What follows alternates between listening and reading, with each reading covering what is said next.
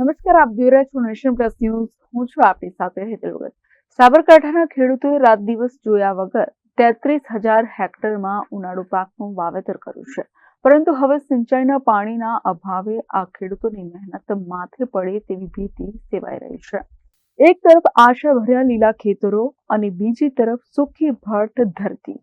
સાબરકાંઠા જિલ્લાના ખેડૂતોએ આ વર્ષે ઉનાળુ પાકનું વાવેતર તો ઉત્સાહભેર કર્યું, પરંતુ હવે તેમની સામે એક ગંભીર સમસ્યા આવીને ઊભી છે. જિલ્લામાં અંદાજે 33,000 હેક્ટર જમીનમાં ઉનાળુ પાકનું વાવેતર થયું છે, જેમાં સૌથી વધુ 6,000 હેક્ટરથી વધુ વિસ્તારમાં શાકભાજીનો પાક છે. આ ઉપરાંત ખેડૂતોએ 5,800 હેક્ટરમાં બાજરી અને 2,250 હેક્ટરમાં મગફળીનું પણ વાવેતર કર્યું છે. હિંમતનગર સહિતના તાલુકાઓના ખેડૂતો માટે સિંચાઈનો મુખ્ય આધાર હાથમતી કેનાલ છે. પરંતુ આ વખતે ઉનાળાની શરૂઆતથી જ આ કેનાલ સૂકી ભટ્ટ જોવા મળી રહી છે. કુદરતી કઠોરતા અને કાળઝાળ ગરમીના કારણે ભૂગર્ભ જળસ્તર પણ ખૂબ જ નીચે ચાલ્યા ગયા છે. પરિણામે બોરવેલ અને કૂવામાંથી માંડ દિવસમાં એકાદ કલાક પાણી મળી રહ્યું છે, જે વાવેતર કરેલા પાકને બચાવવા માટે પૂરતું નથી. સાબરકાંઠા જિલ્લાની અંદર ઉનાળુ ઋતુનું વાવેતર હાલ પૂર્ણ થયાની તૈયારીમાં છે. તમામ પાકો ખૂબ સારી રીતના ખેડૂત મિત્રોએ વાવણી કરેલી છે. 33,000 હેક્ટરથી વધારે વિસ્તારમાં સમગ્ર જિલ્લાની અંદર ઉનાળુ વાવેતર પૂર્ણ થવાના તૈયારીમાં છે. મહત્ત્વના પાકોની વાત કરીએ તો મગફળીમાં 3,000 હેક્ટર સુધી વાવેતર પહોંચેલું છે અને મુખ્ય પાક એવા બાજરીમાં પણ 5,800 હેક્ટરથી વધારે વાવેતર થયેલું છે. શાકભાજીમાં અને ઘાસચારાની અંદર પણ મોટા પ્રમાણમાં વાવેતર જોવા મળેલ છે.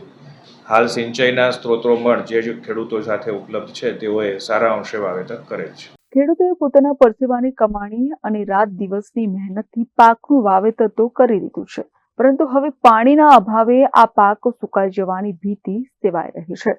જો સમયસર સિંચાઈ માટે પાણી ન મળે તો ખેડૂતોને મોટું આર્થિક નુકસાન સહન કરવું પડી શકે છે.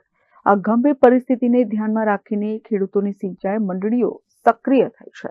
કેનાલમાં તાત્કાલિક પાણી છોડવા માટે સિંચાઈ વિભાગમાં વારંવાર રજૂઆતો કરવામાં આવી રહી છે, પરંતુ હજી સુધી કોઈ નક્કર પરિણામ જોવા મળી નથી.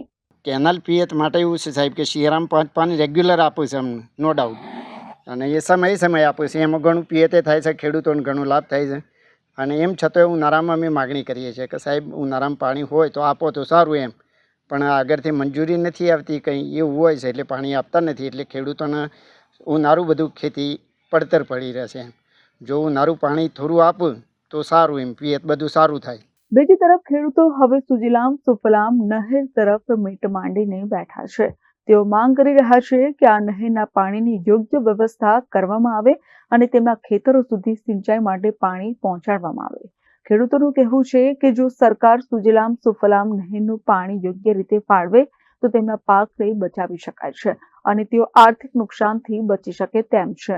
હું નારું વાવેતર કર્યું છે, મગફળી છે, બાજરી છે, એવું મેં વાવ્યું છે. અને આ કેનાલમાં પાણી નહીં વધના કારણે અને આ પાક છે તે બળી જાય છે. જો સિંચાઈ વિભાગને અમે રજૂઆત કરી કે જો નારું પાણી મને આપવામાં આવે તો અમારા પાકને જીવતદાન મળે અને આ જે કૂવાનો તર ઊંડો જતો રહેશે તે કૂવાનો તર ઉપર આવે કેનાલમાં પાણી છોડવાના.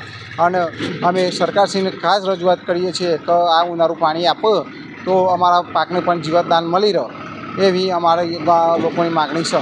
હવે જોવાનું એ રહે છે કે સિંચાઈ વિભાગ અને સરકાર ખેડૂતોની આ ગંભીર સમસ્યાને કેટલી ગંભીરતાથી લે છે અને તેમને તાત્કાલિક ધોરણે સિંચાઈ માટે પાણી ઉપલબ્ધ કરાવે છે કે નહીં. જો સમયસર પાણી ન મળ્યું તો સાબરકાંઠાના ખેડૂતો માટે આ ઉનાળુ પાક ભારે પડી શકે છે. Jitendra Solanki, nation plus news, Sabarkantha.